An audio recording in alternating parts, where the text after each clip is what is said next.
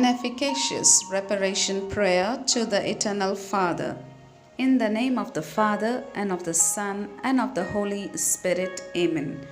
Eternal Father, I offer you all the wounds of your dearly beloved Son, Jesus Christ, the pains and agonies of his most sacred heart, and his most precious blood, which gush forth from all his wounds, in reparation for my sins and those of the whole world. Amen. In the name of the Father, and of the Son, and of the Holy Spirit. Amen.